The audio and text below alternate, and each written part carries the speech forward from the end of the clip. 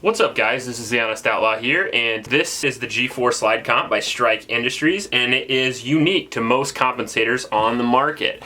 As you can see there, it doesn't require a threaded barrel. That's my Lone Wolf non-threaded barrel right there that you see. It actually attaches to a pretty unique system that they have there.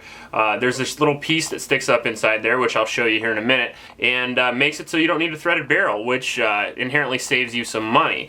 One of the downsides to having a compensator on a pistol, well, there are many downsides, which we are going to talk about, but the one that this one fixes is the fact that you have to spend money for a threaded barrel, which could be, depending on the quality of the barrel, anywhere from $100 to $300 for a threaded Glock barrel that you don't need.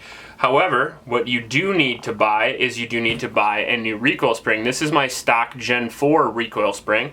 Now you have to remember these comps only work in the Gen 4 Glocks, but you do have to swap out a Gen 3 recoil spring to make it work. Seems a little odd, but all in all, it is a lot cheaper considering a recoil spring can be had on eBay for around 30 bucks. And like I said, a threaded barrel is going to be $100 to $300. Now let's get into the actual comp. Even though it does that unique thing incredibly well, there are a few downsides to it that we are going to talk about as well, but the upside is that it lessens recoil, and in that it does do a great job. A couple ways that compensators reduce recoil. One is the weight. It'll add weight to the front of your gun. The downside to that is that you're going to have a little bit more swing weight. The draw is going to feel a little bit more awkward to you. And if on a gun like a G19, for example, if you don't add a little counterweight towards the bottom, the balance of the gun is a little bit off. The other way it does it is to redirect the gases either up in a compensator and usually back in a brake. A brake usually reduces the amount of recoil you feel. A compensator usually keeps muzzle flip down.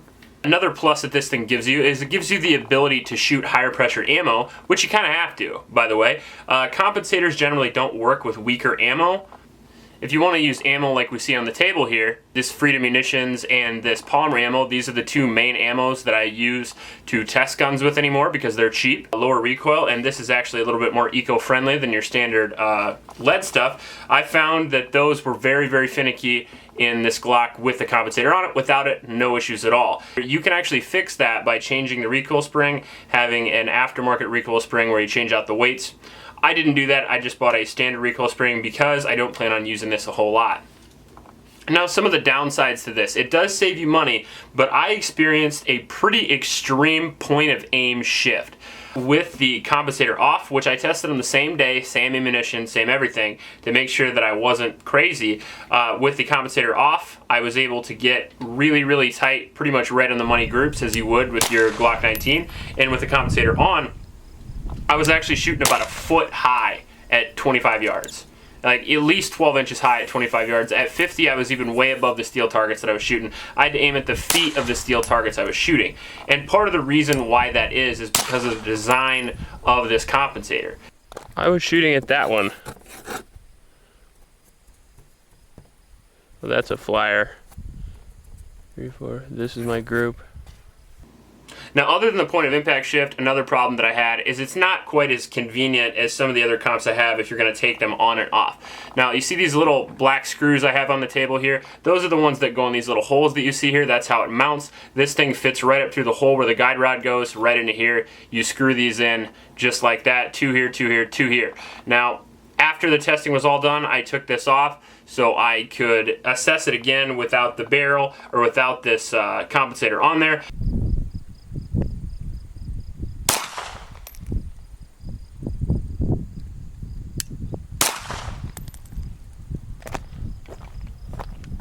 And I ended up losing one of these little screws. I guess, which is okay. I haven't ran it since then. I would imagine it probably won't help that point of impact shift that I had before, but you can also probably order these relatively easy. But again, that's a downside to the design. You have to keep an eye on these and make sure you know where they are because it's probably in my carpet somewhere. And maybe I'll find it someday, maybe I won't, but I have to admit, because of the point of impact shift, even though it's a lot cheaper than some of the other competitive options that it has on the market, I wasn't a huge fan of this.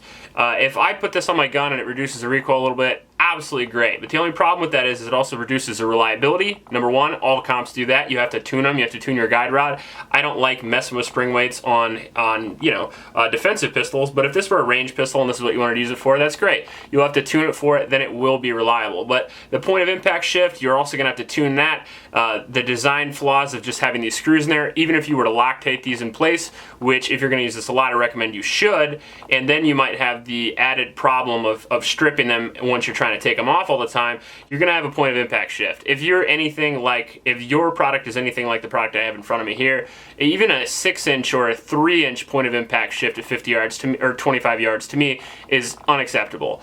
You know, I don't want to trade accuracy for felt recoil. I will just use lower grade ammunition, lower recoil and ammunition, and have the same accuracy. So to me, honestly, I wouldn't recommend this product. But if you have it, you love it, let me know in the comment section below.